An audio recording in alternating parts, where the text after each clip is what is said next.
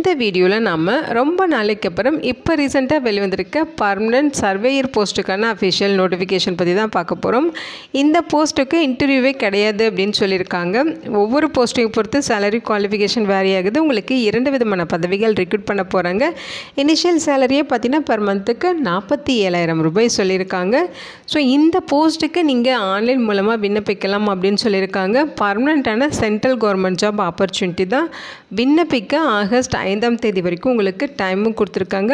தமிழகம் முழுதும் உள்ள ஆண்கள் பெண்கள் எல்லாருமே இந்த போஸ்ட்டுக்கு எலிஜிபிள் தான்.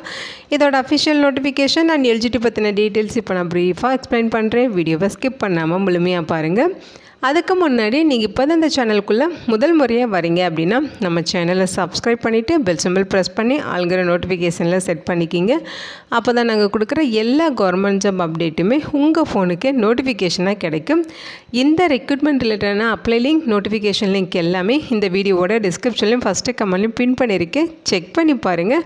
இந்த வீடியோவுக்கு ஒரு லைக் கொடுத்துருங்க.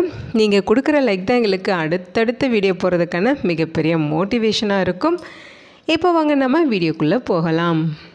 இதுதான் இந்த ஜாபுக்கான அஃபிஷியல் நோட்டிஃபிகேஷன். முக்கியமாக இந்த வீடியோ ஒரு இண்டிபெண்ட் ரிவ்யூ வீடியோ தான். எஜுகேஷன் பர்பஸ்க்காக தான் போஸ்ட் பண்ணுறோம். இந்த போஸ்ட்டுக்கு விண்ணப்பிக்கிறதும் விண்ணப்பிக்காததும் உங்களோட சொந்த விருப்பம் தான். ஓகேங்களா?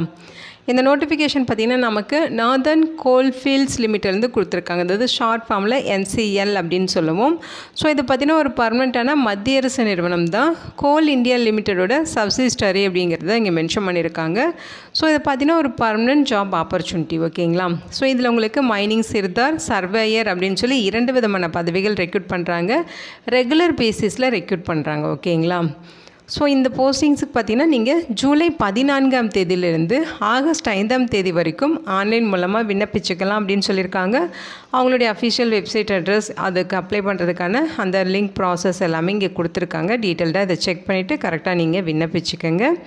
போஸ்டிங்ஸை பொறுத்த வரைக்கும் பார்த்திங்கன்னா உங்களுக்கு மைனிங் சிர்தாரில் மொத்தமாக 254 வேக்கன்சிஸ் ரெக்ரூட் பண்ணுறாங்க.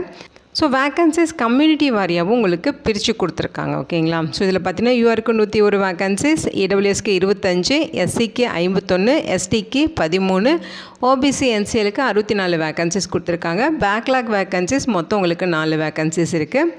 அடுத்து சர்வேயர். ஸோ இதில் உங்களுக்கு 5 வேக்கன்சிஸ் இருக்குது. ஓகேங்களா? ஸோ இதில் பார்த்தீங்கன்னா பேக்லாக் வேக்கன்சிஸ் 3 வேக்கன்சிஸ் இங்கே கொடுத்துருக்காங்க பாருங்கள். ஸோ இதில் கம்யூனிட்டி வாரியான பிரேக்கப் பார்த்திங்கன்னா யூஆருக்கு 2, STக்கு 2, OBCக்கு NCLக்கு 1ன்னு சொல்லி பிரித்து கொடுத்துருக்காங்க. ஸோ டீட்டெயிலாக செக் பண்ணிக்கிங்க. குவாலிஃபிகேஷன் பொறுத்த வரைக்கும் மைனிங் சிர்தார். ஸோ இந்த போஸ்ட்டுக்கு 10th ஸ்டாண்டர்ட்